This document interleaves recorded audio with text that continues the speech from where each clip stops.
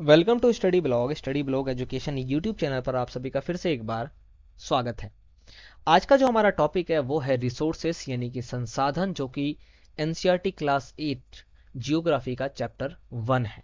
और ये जो वीडियो है, वीडियो नंबर कितनी है ये भाई? 16 है। ठीक है, 15 वीडियोस ऑलरेडी प्लेलिस्ट में अवेलेबल है, उनको जाकर के आप जरूर देखिएगा।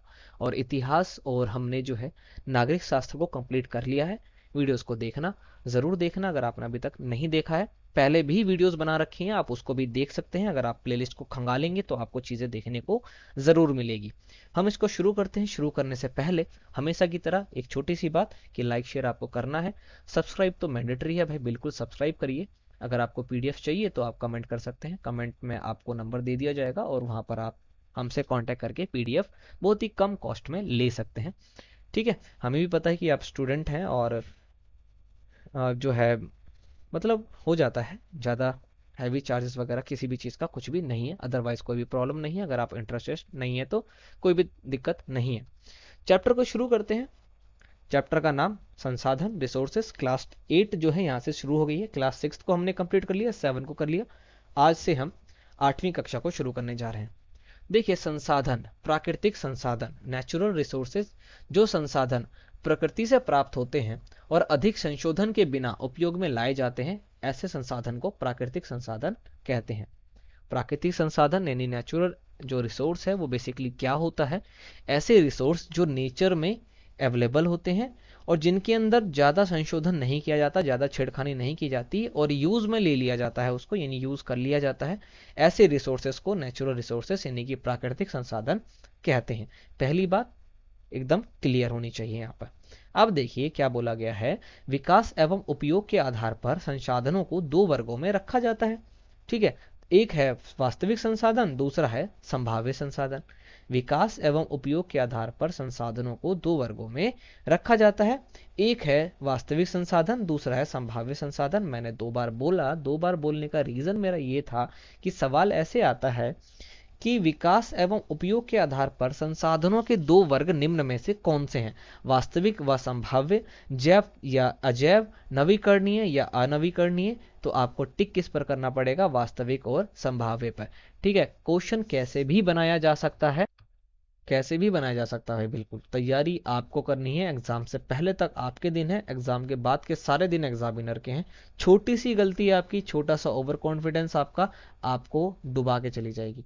तो वास्तविक संसाधन पहला ऑप्शन, पहला वर्ग है। विकास एवं उपयोग के आधार पर संसाधनों को वर्गीकृत जब किया गया है। तो देखिए, वास्तविक संसाधन क्या है? वे संसाधन जिनकी मात्रा हमें ज्ञात हो, मतलब हमें पता है कि इसकी क्वांटिटी क्या है, ऐसे संसाधन वास्तविक संसाधन कहलाते हैं। इन संसाधनों का इस समय उपयोग किया जा रहा है, यानी कि इस टाइम पर जिन संसाधनों का उपयोग किया जा रहा है वे वास्तविक संसाधन होते हैं। एशिया पश्चिम में, एशिया के पश्चिम में खनिज तेल, खनिज और तेल। ठीक है, महाराष्ट्र के दक्कन के पठार की काली मिट्टी में भरपूर निक्षेप की सभी भरपूर निक्षेप जो किया जाता है, ये सभी जो है वास्तविक संसाधन है। ठीक है, यानी वास्तविक संसाधन से रिलेटेड आपको दो चीज ध्यान रखनी है। पहली ये कि इनकी मात्रा हमें ज्ञात होती है और इसका इस समय उपयोग किया जा रहा है। ठीक है, अब संभाव्य संसाधन, संभाव्य मतलब होता है कि संभावना, वे संसाधन जिनकी संपूर्ण मात्रा ज्ञात नहीं हो, आपको प्रॉपरली पता ही ना हो कि इसकी एंटायर क्वांटिटी क्या है, ऐसे संसाधन, ऐसे रिसोर्सेस संभाव्य संसाधन कहलाते हैं। इनका प्रयोग इस समय बेसिकली नहीं किया जा रहा, क्योंकि हमें पता ही नहीं है कि इसकी क्वांटिटी कितनी है। तो वास्तविक संसाधन, संभाव्य संसाधन क्या है, ये आपको समझ में आ गया होगा। चलते हैं हम अगले पॉइंट की तरफ, जो कि है जैव तथा अजैव संसाधन, बायोटिक एंड अबायोटिक रिसोर्सेस। तो जैव संसाधन सजीव होते हैं, नाम से पता चल रहा है, जो जीवित है ऐसे संसाधन जैव संसाधन कहलाएंगे। जो मृत है यानी निर्जीव है, ऐसे संसाधन अजैव संसाधन कहलाएंगे।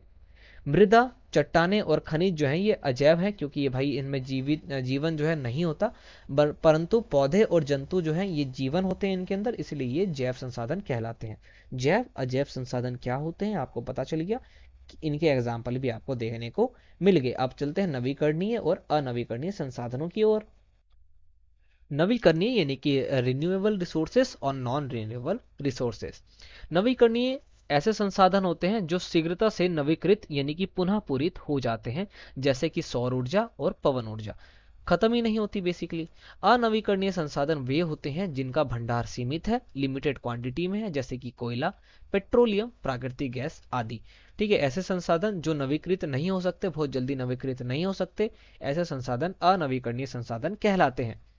जो संसाधन सभी जगह पर पाए जाते हैं, जैसे वायु, ये सभी संसाधन जो है सर्वव्यापक संसाधन कहलाते हैं। सर्व मतलब हर जगह, व्यापक मतलब पाए जाने, यानी हर जगह पाए जाने वाले संसाधन सर्वव्यापक संसाधन कहलाते हैं।